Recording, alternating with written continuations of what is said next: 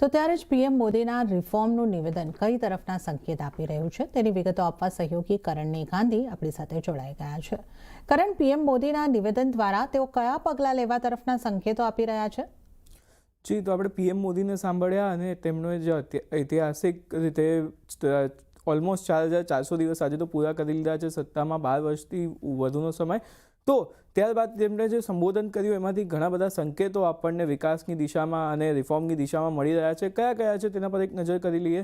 તો રિફોર્મના મોરચે જે છે તે હવે અહીંયાથી જે કામ છે જે ઝડપી થવાનું છે, સાથે જ 2047 સુધીમાં જે આત્મનિર્ભર તરફ વળવાનું લક્ષ્ય છે અને વિકસિત ભારતનું લક્ષ્ય છે તેને પહોંચવા માટે પણ અહીંયાથી ઘણા બધા સ્ટેપ્સ લેવામાં આવી શકે છે. ખાનગી રોકાણ વધારવા પર અહીંયાથી સરકાર ખાસ ફોકસ કરશે. સાથે જ એફડીઆઈની જે શરતો છે અને મર્યાદા છે તેને પણ ક્યાંક ને ક્યાંક અમુક છૂટછાટ મળી શકે છે તેવી પણ અહીંયાથી વકી છે. અને એ જે સીધા સંકેત જે છે તે આપણે પીએમ મોદીના સંબોધનમાં સાંભળ્યા. સાથે જ ઇઝ ઓફ ડુઈંગ બિઝનેસ માટે પણ ડીરેગ્યુલેશન જે છે તે અહીંયાથી સરકાર થોડુંક કરી શકે છે, જેથી બિઝનેસીસ જે છે આપણા દેશમાં તેને ક્યાંક ને ક્યાંક રાહત મળતી દેખાય. સાથે જ સ્કિલ ડેવલપમેન્ટ અને R&D પર પણ સરકાર અહીંયાથી ફોકસ કરી શકે છે અને તે માટે કોઈ પણ પગલાં જે છે તે ટૂંક સમયમાં લેવાઈ શકે છે. સાથે જ એનર્જી સિક્યોરિટીઝ પર સરકારનું મુખ્ય ફોકસ છે, કારણ કે જ્યારથી આપણે જોઈ રહ્યા છે કે પશ્ચિમ એશિયામાં યુદ્ધ શરૂ થયું છે ત્યારથી ક્રૂડના પ્રાઇસીસ અપ ગયા છે. ઓવરઓલ માર્કેટને તો અફેક્ટ કરે છે પણ મોંઘવારીને પણ ક્યાંક ને ક્યાંક તમામ વસ્તુઓ અફેક્ટ કરી રહી છે.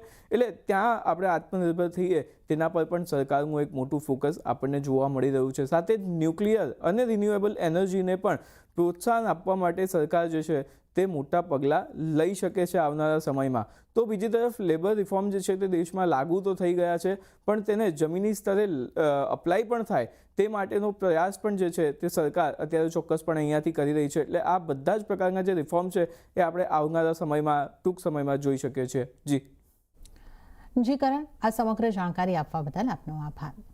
અને